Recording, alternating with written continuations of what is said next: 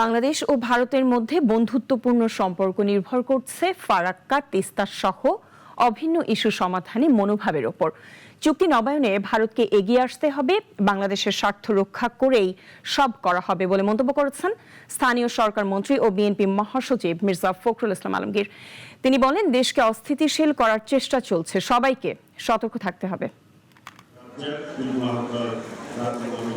দুপুরে রাজধানীর রমনায় ইঞ্জিনিয়ার্স ইনস্টিটিউশনে ঐতিহাসিক ফারাক্কা লং মার্চ দিবস উপলক্ষে বাংলাদেশ জাতীয়তাবাদী দল বিএনপি আয়োজিত আলোচনা সভা অনুষ্ঠিত হয়।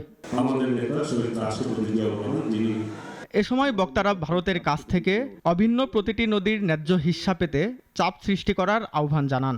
নদীর আপনার মুখ যদি বন্ধ করে দেন, গতিপথ যদি বন্ধ করে দেন, এদিকে ডাইভার্ট করেন, তাহলে নদীটা মরে যাবে আলটিমেটলি, তাতে কারো কোনো লাভ হবে না। পরিবেশের বিপর্যয়, সাম্প্রদায়িক বিপর্যয় এবং পানির সকল অভাব মিলে বাংলাদেশকে এক অনিশ্চিত পথে ঠেলে দিচ্ছে। সভায় স্থানীয় সরকার মন্ত্রী ও বিএনপি মহাসচিব মির্জা ফখরুল ইসলাম আলমগীর বলেন, ফারাক্কা এখন বাংলাদেশের মানুষের কাছে প্রতিরোধের প্রতীক, আর বাংলাদেশ ও ভারতের মধ্যকার সুসম্পর্ক নির্ভর করছে অভিন্ন ইস্যুগুলো সমাধানের ওপর।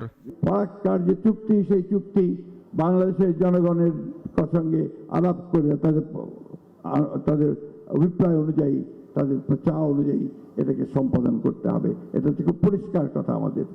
অন্যথায় যে ভারতের সঙ্গে যে সুসম্পর্ক স্থাপিত হওয়া সুযোগ এসেছে, সেটা নির্ভর করবে ভারতের এই গঙ্গা চুক্তি বা আপনার ফারাক্কা চুক্তি সম্পাদনের উপর দিয়ে। একথা বিশ্বাস করি এবং সেই আহ্বান আমরা তাদের কাছে জানাতে চাই। জনগণের ভোটে নির্বাচিত সরকারকে অস্থিতিশীল করার জন্য একটি মহল ষড়যন্ত্র করছে বলে এ সময় অভিযোগ করেন মির্জা ফখরুল।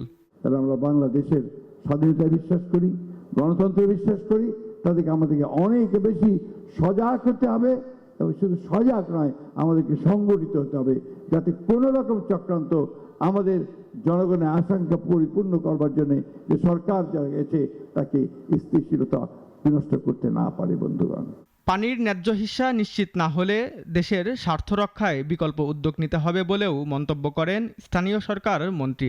বাংলাদেশের স্বার্থ সর্বাগ্রে নিশ্চয়ই ইনশাআল্লাহ দেখা হবে। রেজাই রাব্বি, নাগরিক, ঢাকা।